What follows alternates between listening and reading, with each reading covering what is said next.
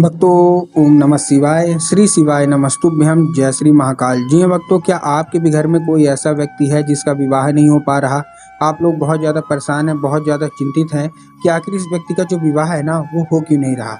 आपने बहुत ज़्यादा प्रयास कर लिया, बहुत ज़्यादा आपने पंडितों को दिखा लिया, बहुत ज़्यादा उसकी कुंडली भी मिलवा ली, लेकिन फिर भी उस व्यक्ति का जो विवाह है ना वो होने का नाम नहीं ले रहा। हर एक चीज़ सही चल रही होती है, हर एक चीज़ मतलब सही चल रही होती है, सब अच्छा चल रहा होता है, लेकिन अंत में आके कुछ ना कुछ ऐसा होता है जिसके कारण उसका जो विवाह है ना वो किसी न किसी कारणवश रुक जा रहा और आप लोग बहुत ज़्यादा परेशान हैं। तो आपको परेशानी लेने की कोई ज़्यादा चिंता नहीं है। आज का ये वीडियो मात्र और मात्र आपके लिए है। क्या करना है, कैसे करना है, पूरा आपको समझाऊंगा। उपाय ध्यान से सुनिएगा, अच्छे से करिएगा। पूज्य गुरुदेव की ही कथा सुन के और बहुत अच्छे से समझ के आपके लिए लेके आया हूँ। तो बस आपको अगर आपने आज का ये उपाय ध्यान से सुन के अच्छे से कर लिया ना तो आप खुद ही देखेंगे कि आपकी सारी की सारी मनोकामना जो भी आप बाबा भोलेनाथ से चाहते हैं, सारी की सारी मनोकामना आपकी अवश्य रूप से पूरी होगी ही होगी। देखिए, पूज्य गुरुदेव की जो कथा होती है ना, जैसे कि आपको पता है कि पूज्य गुरुदेव की कथा में लाखों की भीड़ आती है। आप सबको जानते हैं, सब पहचानते हैं कि पूज्य गुरुदेव कथा में लाखों की भीड़ आती है। और जब गुरुदेव की कथा में लाखों की भीड़ आती है तो वहाँ क्या होता है, जितने भी भक्त रहते हैं ना, ज़्यादातर भक्त क्या करते हैं, पत्र के द्वारा, ठीक ना, क्या करते हैं, पत्र के द्वारा अपनी उनकी जो भी मनोकामना रहती है वो पत्र के द्वारा अपनी मनोकामना गुरुदेव तक पहुँचाते हैं।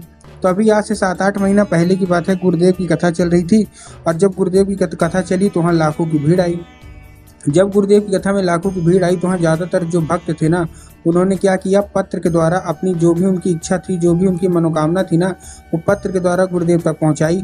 जब गुरुदेव के पास पत्र पहुँचा और गुरुदेव ने पत्र पढ़ा, तब गुरुदेव ने देखा कि ज़्यादातर लोगों का केवल और केवल एक ही मनोकामना है। क्या है? सब जितने भी माता पिता थे ना, सबका एक ही मनोकामना है कि गुरुदेव, हमारा जो बच्चा है, हमारा लड़का है या हमारा लड़की है, इसका विवाह नहीं हो पा रहा। हम लोग बहुत ज़्यादा परेशान हैं, कृपया करके कोई उपाय बता दें ताकि इसका जो विवाह है ना वो हो जाए। हम लोग बहुत ज़्यादा परेशान हैं। जब गुरुदेव ने ये देखा तब गुरुदेव ने उपाय बताने का सोचा। क्यों? क्योंकि उसमें बहुत सारे लोगों ने ये भी लिखा था कि गुरुदेव, हमारा जो घर का व्यक्ति है ना, इसका जो उम्र है वो भी गुजरता जा रहा है। मतलब हम लोग बहुत ज़्यादा परेशान हैं इसकी उम्र को लेके। इसका जो उम्र है वो गुजरता जा रहा है। कोई 30 साल का हो गया है, कोई 35 साल का हो गया है, यहाँ तक कि कोई 40-40, 45-45 साल के भी लोग हो गए हैं। और वही बोल रहे हैं, गुरुदेव हम लोग बहुत ज़्यादा परेशान हैं, सारी जमा पूंजी खत्म हुई जा रही है, कृपया करके कोई उपाय बता दें ताकि हमारे इस घर के व्यक्ति का विवाह हो जाए। जब गुरुदेव ने ये देखा तब गुरुदेव ने फिर 2 से 3 उपाय बताए और कहा, केवल और केवल ये उपाय कर लेना, तुम्हारे घर का जो भी सदस्य है ना, जिसका भी मतलब विवाह में अड़चनें आ रही हैं, ये उपाय कर लेना, अवश्य रूप से उसकी जो अड़चन है ना वो दूरी होगी ही होगी। जब गुरुदेव ने ये उपाय बताया तो लोगों ने जा जाके इस उपाय को घर में करना शुरू कर दिया। अब जैसे ही लोगों ने जा जाके इस उपाय को घर में करना शुरू कर दिया, वही लोग जिनका मतलब विवाह नहीं हो पा रहा था ना, और वही लोग गुरुदेव की कथा में एक बार फिर आए।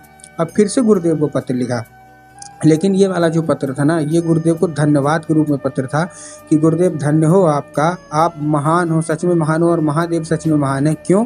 क्योंकि हमारे जिस व्यक्ति का विवाह नहीं हो पा रहा था, इतने सालों से हम लोग लगे थे, उसका विवाह पक्का हो गया है महादेव का उपाय करते ही।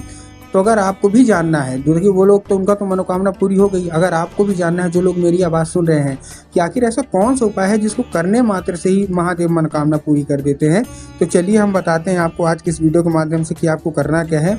पूरा का पूरा आपको उपाय ध्यान से सुनना है, अच्छे से करना है। अगर आपने आज का ये उपाय ध्यान से सुन के अच्छे से कर लिया तो अवश्य रूप से आपकी मनोकामना है ना वो पूरी होगी ही होगी। ठीक, क्या करना है, कैसे करना है, पूरा बताऊंगा, ध्यान से सुनिएगा। लेकिन उससे पहले चैनल पे अगर पहली बार आए हैं और आवाज़ मेरी पहली बार सुन रहे हैं तो वीडियो कर दें लाइक और चैनल को भी कर लें सब्सक्राइब, ताकि पूजनीय पंडित प्रदीप जी मिश्रा के रोज नए नए उपाय जो कि मैं उनकी कथा से सुनता हूँ, श्रवण करता हूँ, सबसे पहले मैं आपको प्राप्त करा सकूँ। ठीक, तो देखिए, जो हमारा पहला उपाय है वो काली मिर्च का उपाय है और एक धतूरे का उपाय है। बहुत ही बड़ा उपाय मैं बताने जा रहा हूँ। काली मिर्च लेना है और धतूरा एक लेना है। अब देखिए, काली मिर्च और काली तिल में ना बहुत सारे लोग कंफ्यूज होते हैं कि हमको काली तिल लेना है कि काली मिर्च लेना है, थोड़ा साफ साफ बताइए। इसलिए गुरुदेव ने दोबारा साफ साफ फिर से बताया कि आपको क्या लेना है, आपको लेना है काली मिर्च। ठीक, ले लिया काली मिर्च। काली मिर्च लेने के बाद आपको करना है एक धतूरा ले लेना है और उसी व्यक्ति के हाथ में दे देना है जिसका विवाह नहीं हो पा रहा था। ठीक, दे दिया। देने के बाद आपको करना क्या है, जैसे आपने दे दिया, देने के बाद आपको उसको भेज देना है सीधे सीधे शिव मंदिर। अब जैसे ही वो व्यक्ति शिव मंदिर पहुंचेगा, शिव मंदिर पहुंचने के बाद उसको करवाना क्या है, जैसे व्यक्ति शिव मंदिर पहुंचता है, शिव मंदिर पहुंचने के बाद उसको क्या बोलना है कि दक्षिण दिशा में खड़ा हो जाए और उत्तर की ओर चेहरा कर ले। अब देखिए दक्षिण और उत्तर में ना बहुत सारे लोग कंफ्यूज होते हैं कि दक्षिण क्या है, उत्तर क्या है, हमको थोड़ा साफ साफ बताओ। तब गुरुदेव ने साफ साफ बताया है कि आप जिस भी शिव मंदिर जा रहे हैं ना, उस शिव मंदिर का जिधर साइड जलाधारी होगा, आपको अपना चेहरा उधर साइड करके खड़े हो जाना है। ठीक, आप खड़े हो गए। खड़े होने के बाद आपको करना क्या है, एक नाम लेके, महादेव का बहुत ही सुंदर सा नाम है श्रम्भेश्वर महादेव। तो बस आपको करना क्या है, आपको श्रम्भेश्वर महादेव का नाम लेके उन्हीं का स्मरण करके क्या करना है, श्रम्भेश्वर महादेव का नाम लेके उन्हीं का स्मरण करके आपको चुपचाप क्या कर देना है, आपको अर्पित कर देना है बस। पूज्य गुरुदेव कहते हैं कि अगर आपने श्रम्भेश्वर महादेव का ये उपाय कर लिया तो अवश्य रूप से आपकी मनोकामना पूरी होगी ही होगी। ठीक, ये था हमारा कौन सा, ये था हमारा पहला उपाय। अब हम चलते हैं अपने दूसरे उपाय की ओर। अब देखिए दूसरे उपाय में आपको क्या करना है, दूसरे उपाय में आपको केवल और केवल एक काम करना है, आपको 11 लाल फूल ले लेने हैं। ठीक, कितने फूल लेने हैं, 11 लाल फूल ले लिया। अब 11 लाल फूल आप देखिए कोई सा भी ले सकते हैं, आप गुलाब का ले लीजिए, गुड़हल का ले लीजिए, जो भी मन हो वो आप ले लीजिए। बस एक चीज़ का ध्यान रखना है कि एक किस्म का होना चाहिए। एक किस्म का मतलब अगर आप गुलाब का ले रहे हैं तो केवल और केवल गुलाब का लीजिए, अगर आप गुड़हल के ले रहे हैं तो केवल और केवल आप गुड़हल के लीजिए। ऐसा नहीं करना कि 2 फूल गुलाब के ले लिए, 3 फूल गुड़हल के ले लीजिए, ऐसा आपको बिल्कुल भी नहीं करना है, हरगिज़ नहीं करना है। ठीक, महादेव क्रोधित हो जाते हैं। तो ठीक, आपने ले लिया, मान लिया अगर गुलाब का लेना केवल गुलाब का ले लीजिए। ठीक, ले लिया। लेने के बाद आपको पहुंचना है कहाँ, सीधा सीधा शिव मंदिर। शिव मंदिर पहुंच गए।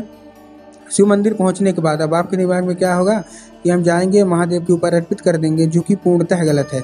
आपको महादेव के ऊपर अर्पित नहीं करना। आपको कहाँ अर्पित करना है, आपको अर्पित करना है माता अशोक सुंदरी की जगह पे।